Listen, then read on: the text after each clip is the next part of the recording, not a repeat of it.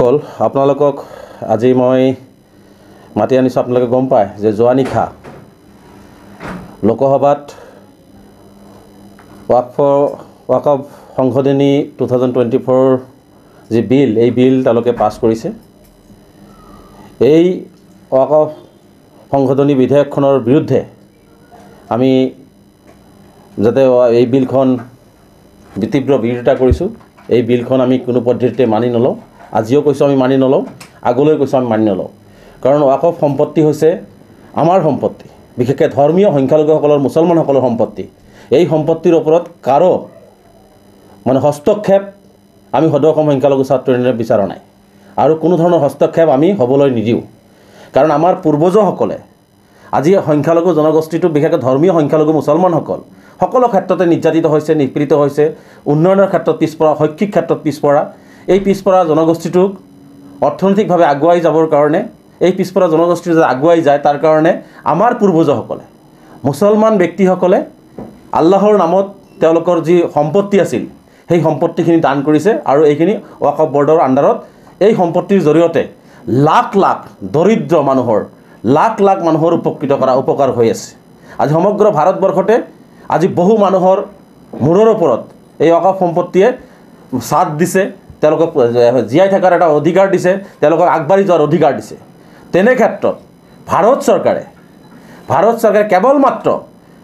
চৰকাৰে কেৱল মাত্ৰ মুছলমানসকলক ধ্বংস কৰিবৰ কাৰণে, মুছলমানসকলক অৰ্থনৈতিকভাৱে শেষ কৰিবৰ কাৰণে বৰ্তমানৰ বিজেপি চৰকাৰখনে সাম্প্ৰদায়িক নীতিৰে তেওঁলোকে মুছলমানসকলক যাতে আগবাঢ়িব নোৱাৰে তাৰ পৰিকল্পনাৰে তেওঁলোকে আমাৰ সম্পত্তিৰ ওপৰত হস্তক্ষেপ কৰি আছে, আৰু যাৰ কাৰণে তেওঁলোকে জোৰ জুলুমকৈ কাইলৈ মাজনিশালৈ তেওঁলোকে এই বিল পাছ কৰিছে। আমি বিজেপি দল, ভাৰতৰ প্ৰধানমন্ত্ৰী নৰেন্দ্ৰ মোদী ডাঙৰীয়াক মুছলমানৰ সম্পত্তিৰ ওপৰত যি ধৰণে আক্ৰমণ কৰিছে, মুছলমানৰ সম্পত্তি যি ধৰণে অধিকাৰ কৰিব বিচাৰিছে, এই কাৰ্যটোক আমি তীব্ৰভাৱে নিন্দা কৰিছোঁ। প্ৰধানমন্ত্ৰী ডাঙৰীয়াই যি ধৰণে মুছলমানসকলৰ অন্যায় কৰিছে, এই অন্যায় আমি কোনো পদ্ধতিতে মানি নলওঁ। আজি স্পষ্ট ভাষাত আমি কৈছোঁ, এই সম্পত্তি আমাৰ থাকিব লাগিব। আজি এই মুছলমানসকলে, আজি হাজাৰ হাজাৰ মুছলমানসকলে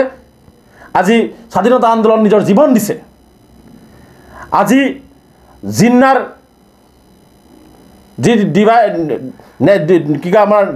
যি কথা পৰিকল্পনা আছিল, সেই পৰিকল্পনাত তেওঁলোকে প্ৰত্যাখ্যান কৰিছে। আজি ব্ৰিটিছক ভাৰতৰ পৰা খেদি পঠিয়াইছে। আজি ভাৰতৰ প্ৰত্যেকটো আন্দোলনত ভাৰতবৰ্ষৰ শত্ৰু দেশ যিবিলাকে আক্ৰমণ, প্ৰতিটো ক্ষেত্ৰতে মুছলমানসকলে আগভাগ লৈ ভাৰতবৰ্ষক ৰক্ষা কৰি আছে। ভাৰতবৰ্ষৰ আৰ্থ, সামাজিক, সাংস্কৃতিক সকলো ক্ষেত্ৰত মুছলমানসকলে অৱদান আগবঢ়াই আহিছে। তেনে ক্ষেত্ৰত কিহৰ যুক্তিত আমাৰ সম্পত্তিৰ ওপৰত, যি সময়ত বিজেপি দলে, প্ৰধানমন্ত্ৰী নৰেন্দ্ৰ মোদী ডাঙৰীয়াই মুছলমানসকলৰ উপকাৰ কৰিব লাগিছিল, মুছলমানসকলক অৰ্থনৈতিকভাৱে আগুৱাই লৈ যাব লাগিছিল, সেই কাম নকৰি সবকে সাথ সবকে বিশ্বাস, সবকে সাথ সবকে সব বিশ্বাস যি তেওঁলোকৰ শ্লোগান, এই শ্লোগান দি পেলাই কেৱল মুছলমানসকলক টাৰ্গেট কৰি ধ্বংস কৰি আছে। আৰু সেই বিজেপি দলে কয় মুছলমানৰ ভালৰ কাৰণে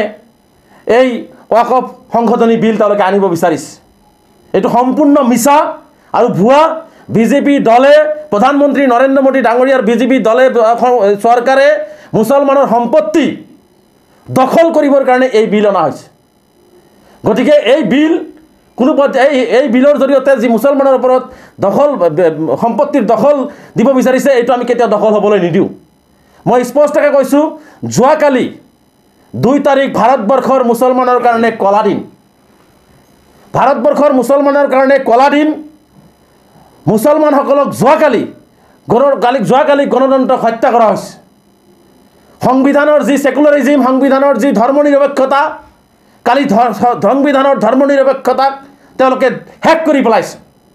আৰু এই বিজেপি দলে কয় যে আমি ৰাষ্ট্ৰবাদক বিশ্বাস কৰোঁ,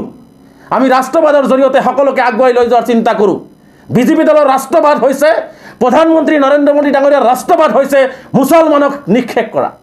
মুছলমানক ধ্বংস কৰা। এইটো হৈছে তেওঁলোকৰ ৰাষ্ট্ৰবাদ।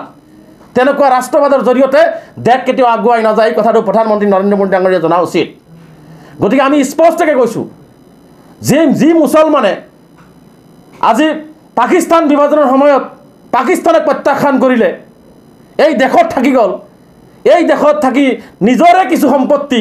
নিজৰে ভাই ককাৰ নামত তেওঁলোকে দান কৰি থৈ গ'ল যাতে নিজৰে ভাই ককাই মুছলমান ভাইসকল দৰিদ্ৰ ভাইসকলে যাতে উপকৃত হয় আৰু যাৰ ফলত আজি লাখ লাখ মহিলা লাখ লাখ দৰিদ্ৰ মানুহ এই ওয়াকফ সম্পত্তিৰ জৰিয়তে উপকৃত হৈ আছে এইখিনি তেওঁলোকৰ সহ্য নহ'ল আজি স্পষ্টকৈ ক'ব বিচাৰিছোঁ যে এই সম্পত্তি তেওঁলোকে চৰকাৰ প্ৰশাসন যন্ত্ৰই হস্তক্ষেপ এই কাৰণে কৰিব বিচাৰিছে যাতে তেওঁলোকে ইয়াৰ পৰা মুছলমানৰ সম্পত্তি লুণ্ঠন ৰাজ কৰি চলিব পাৰে আজি ৰাম মন্দিৰ পৰিচালনা সমিতিত যদি কোনো সনাতন হিন্দু বাদে সোমাব নোৱাৰে তেনেহ'লে ওয়াকফ বৰ্ডত কিহৰ ভিত্তিত এজন হিন্দু মানুহক সোমাবলৈ তেওঁলোকে চেষ্টা কৰি আছে ইয়াক কেনেকুৱা সেকুলাৰিজম তেওঁলোকৰ নিজৰে দুটা ৰুল তেওঁলোকে দেখাই আছে দুটা ভাগ তেওঁলোকে দেখুৱাই দি আছে যে হিন্দু আৰু মুছলমান এনেকুৱাকৈ এখন দেশ চলে নেকি যদি মুছলমানসকলে যদি কোনো মঠ মন্দিৰত চকু দিয়া নাই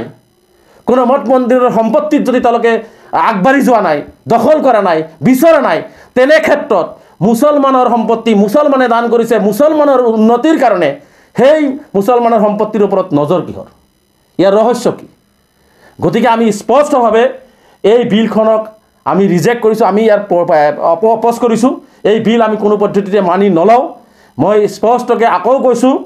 যে নৰেন্দ্ৰ মোদী ডাঙৰীয়াৰ চৰকাৰখনে মুছলমানসকলক ধ্বংস কৰিবৰ কাৰণে এই বিল তেওঁলোকে মুছলমানসকলক নিক্ষেপ কৰাৰ এটা ষড়যন্ত্ৰত লিপ্ত হৈছে ইয়াৰ ভাৰতবৰ্ষৰ বুকুত কেতিয়াও হ'ব নোৱাৰে কালি দেখিছোঁ গৃহমন্ত্ৰী ডাঙৰীয়াই কৈছে যে মুছলমানসকলৰ বহুত লাভ হ'ব উপকাৰ হ'ব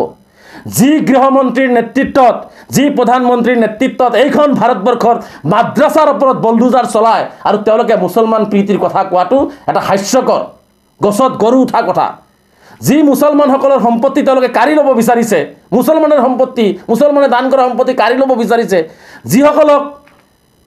মাদ্ৰাছাত বলডোজাৰ লগাই মাদ্ৰাছা শিক্ষা বন্ধ কৰিব বিচাৰিছে হাজাৰ হাজাৰ মুছলমান ভাইসকলে কোনোবা ঠাইত যদি থাকিছে তেওঁলোকক উচ্ছেদ কৰি আছে আজি ভাৰতৰ সংসদত এজন মুছলমান প্ৰতিনিধি আজি মন্ত্ৰী নাই তেওঁলোকৰ আৰু তেওঁলোকে মুছলমানৰ উপকাৰৰ কাৰণে এই বিল আনিছে বুলি কোৱাটো মই ভাবোঁ যে গছত গৰু উঠা কথা আৰু হাস্যকৰ গতিকে তেনেকুৱা দৰত আমাৰ প্ৰধানমন্ত্ৰী ডাঙৰীয়াৰ পৰা নালাগে তেনেকুৱা দৰত গৃহমন্ত্ৰী অমিত শ্বাহ ডাঙৰীয়াৰ পৰা আমাক নালাগে গতিকে আমাৰ সম্পত্তি আমাৰ থাকিব লাগিব আমাৰ সম্পত্তিৰ জৰিয়তে আমি আমাৰ মানুহখিনিক উপকৃতৰ ব্যৱস্থা কৰিব লাগিব গতিকে ইয়াত চৰকাৰী বিষয়াৰ চৰকাৰী হস্তক্ষেপ আমি ইয়াত নিবিচাৰোঁ আৰু চৰকাৰে এইকাৰণে বিচাৰি আছে যাতে এই সম্পত্তিবিলাক তেওঁলোকে দখল কৰি তেওঁলোকে ভোগ কৰিব পাৰে গতিকে আমি স্পষ্টভাৱে সেইকাৰণে এই বিলৰ আমি অপ'জ কৰিছোঁ আজিও কৰিছোঁ কাইলৈ কৰিম আমি ভৱিষ্যতলৈকে কৰি যাম প্ৰয়োজনত গণতান্ত্ৰিকভাৱে ৰাজপথত আন্দোলন হ'ব আৰু ইয়াৰ আইনগত যুঁজ আমি ইতিমধ্যে আলোচনাও কৰি আছোঁ আইনগত যুঁজ যদি দিব লগা হয় সেই আইনগত যুঁজ দিবৰ কাৰণে আমি প্ৰস্তুত হৈছোঁ যাৰ কাৰণে অহা কাইলৈ সমগ্ৰ ৰাজ্যজুৰি বজাৰ ঘাটত আমাৰ জিলা আঞ্চলিক প্ৰতিটো স্তৰত অসমৰ ধৰ্মীয় সংখ্যালঘু ৰাইজক আমাৰ সম্পত্তি যি ধৰণে অবৈধভাৱে জোৰ জুলুম কৰি আমাক ভয় ভাবুকি দেখুৱাই আমাৰ সম্পত্তি তেওঁলোকে বেদখল কৰিব বিচাৰিছে আমাৰ সম্পত্তি তেওঁলোকে লুটপাট কৰিব বিচাৰিছে ইয়াৰ বিৰুদ্ধে যি বিল আনি তেওঁলোকে পাছ কৰিব বিচাৰিছে ইয়াৰ বিৰুদ্ধে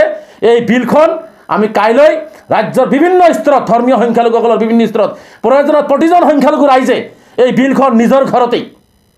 দাহ কৰি ইয়াৰ প্ৰতিবাদ সাব্যস্ত কৰি সমগ্ৰ ভাৰতবৰ্ষক বুজাই দিব লাগে যে এই বিল আমি নামানো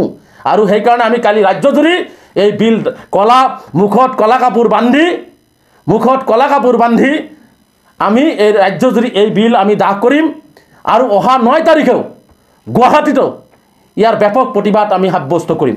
গতিকে বিশেষকৈ মই ধৰ্মীয় সংখ্যালঘু ৰাইজৰ ওপৰত যি ধৰণৰ কুঠাৰাঘাত কৰা হৈছে সংবিধানক অৱমাননা কৰা হৈছে সংবিধানৰ সেকুলাৰিজমক ধ্বংস কৰা হৈছে যি ধৰণে মুছলমানসকলক কেৱল টাৰ্গেট কৰি লোৱা হৈছে যি ধৰণে হিন্দু মুছলমান ভাগ কৰি ভাৰতবৰ্ষৰ সেই ঐক্য সম্প্ৰীতি বিনষ্ট কৰিব বিচাৰিছে এই প্ৰতিভা সেইটো বিৰোধ কৰি যাতে আমি সকলোৱে ঐক্যবদ্ধভাৱে যাৰ সম্পত্তি যোনে যেনেকৈ ভোগ কৰি আছে তেওঁলোকৰ যাতে ইনটেক্ট থাকে তেওঁলোকৰ যাতে থাকি যায় সেইকাৰণে প্ৰতিবাদ কৰিবৰ কাৰণে সৰ্বস্ত্ৰ ৰাইজক অহা কাইলৈ ওলাই আহিবৰ কাৰণে আহ্বান জনাইছোঁ আৰু আমি অহা 9 তাৰিখত গুৱাহাটীৰ যি প্ৰতিবাদ হ'ব এই প্ৰতিবাদতো আমাৰ এই ওয়াকফ সংশোধনী বিলৰ বিৰুদ্ধে আমি প্ৰতিবাদ সাব্যস্ত কৰিম তাতেও আমাৰ স্বতঃস্ফূৰ্তভাৱে যিসকলে এই বিল অপ'জ কৰি আছে বিৰোধিতা কৰি আছে তেওঁলোকক আমি অংশগ্ৰহণ কৰিবৰ কাৰণে আহ্বান জনাইছোঁ গতিকে মই সংবাদমেলৰ জৰিয়তেও আজি এই বিলখনক আমি অপ'জ কৰিছোঁ আৰু অসমবাসী ৰাইজেও সমগ্ৰ ভাৰতবৰ্ষক বুজাই দিব লাগে, নৰেন্দ্ৰ মোদী ডাঙৰীয়াক বুজাই দিব লাগে তেওঁৰ এই সাম্প্ৰদায়িক নীতি, তেওঁৰ এই মুছলমান ধ্বংস কৰা ৰাষ্ট্ৰবাদক যাতে সকলোৱে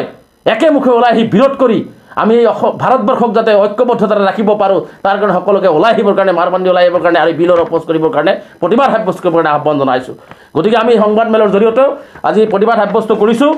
আৰু মানে সকলোকে এই ক্ষেত্ৰত প্ৰতিবাদ কৰিবৰ কাৰণেও আমি আহ্বান জনাইছোঁ।